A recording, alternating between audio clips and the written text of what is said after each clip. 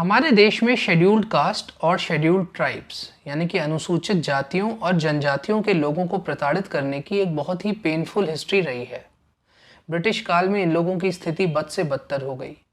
देश में छुआछूत की प्रथा थी और इन लोगों को पीने के पानी तक के लिए अपर क्लास पर निर्भर रहना पड़ता था। आज़ादी के बाद से देश में चीज़ें बदली। 26 जनवरी 1950 को our constitution came into effect.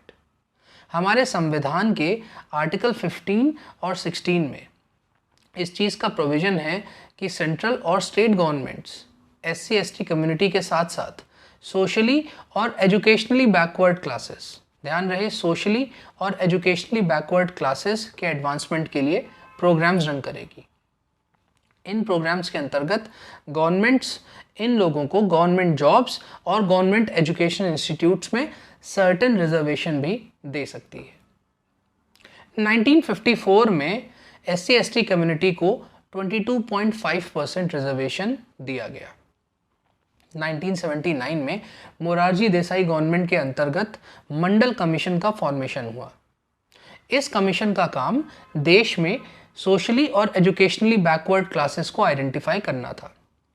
1980 में कमीशन ने अपनी रिपोर्ट सबमिट की जिसमें उन्होंने कहा कि देश की 52% population falls under other backward class और इन लोगों को भी 27% रिजर्वेशन दिया जाना चाहिए। 1990 में OBCs were given 27% reservation in government jobs and education institutions.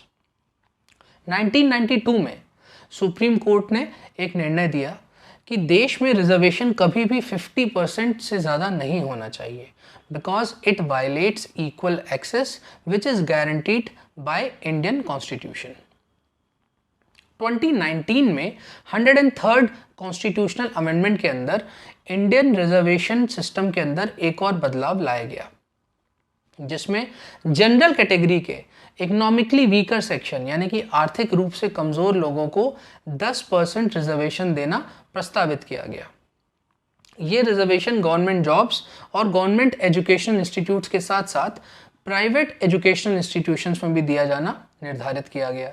Indian reservation system की एक ब्रीफ हिस्ट्री के बाद चलते हैं आज के टॉपिक पर।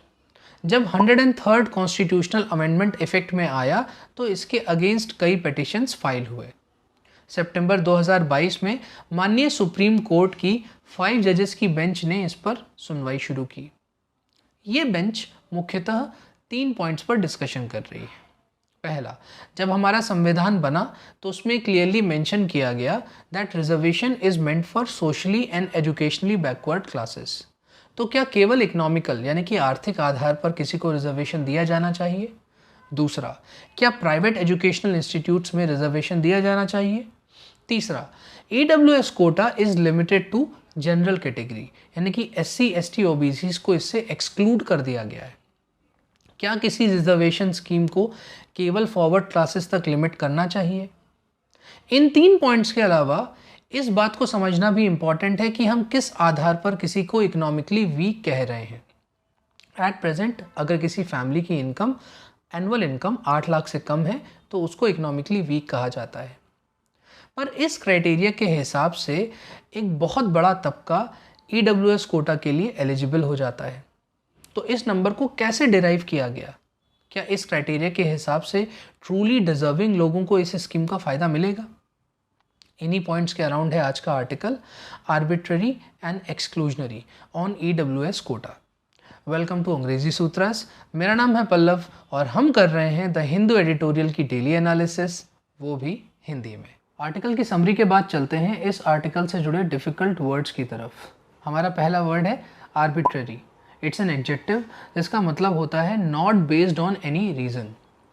The business plan must be executed as per the policies and not according to some arbitrary decisions. Exclusionary एक एडजेक्टिव है जिसका मतलब होता है किसी को एक्सक्लूड करने वाला, वर्जित करने वाला। The reward systems are exclusionary in nature. जब भी हम किसी को रिवॉर्ड देते हैं तो 10 पार्टिसिपेंट्स होते हैं, फर्स्ट सेकंड थर्ड डिसाइड करते हैं और बाकियों को हटा देते हैं। So the reward systems are exclusionary in nature. Stringent एक एडजेक्टिव है जिसका मतलब होता है very strict. We need stringent traffic rules to contain the road accidents. Discriminatory एक एडजेक्टिव है जिसका मतलब होता है भेदभाव करने वाला। The teacher was suspended due to her discriminatory attitude towards the poor children. Uphold एक वर्ड है जिसका मतलब होता है टू सपोर्ट अ डिसीजन, और इसी का पास्ट टेंस होता है upheld. The supreme court upheld the decision of the Madras high court. दोस्तों, हम आज़ादी का 75th ईयर सेलिब्रेट कर रहे हैं, लेकिन आज भी देश रिजर्वेशन की समस्या से जूझ रहा है। जब रिजर्वेशन को इंट्रोड्यूस किया गया था तो उसका पर्पस था देश में सोशियो इकोनॉमिक डिवाइड को ब्रिज करना, कम करना। आज ये हम कैसे मेजर कर रहे हैं कि ये डिवाइड सच में कम हुआ है और रिजर्वेशन की वजह से बढ़ नहीं रहा है? इसके साथ ही क्या इस डिवाइड को कम करने का एक ही तरीका रिजर्वेशन है? अगर हाँ, तो कितने सालों तक? क्या आज़ादी के 100-150 साल हम इसी समस्या के साथ सेलिब्रेट करेंगे?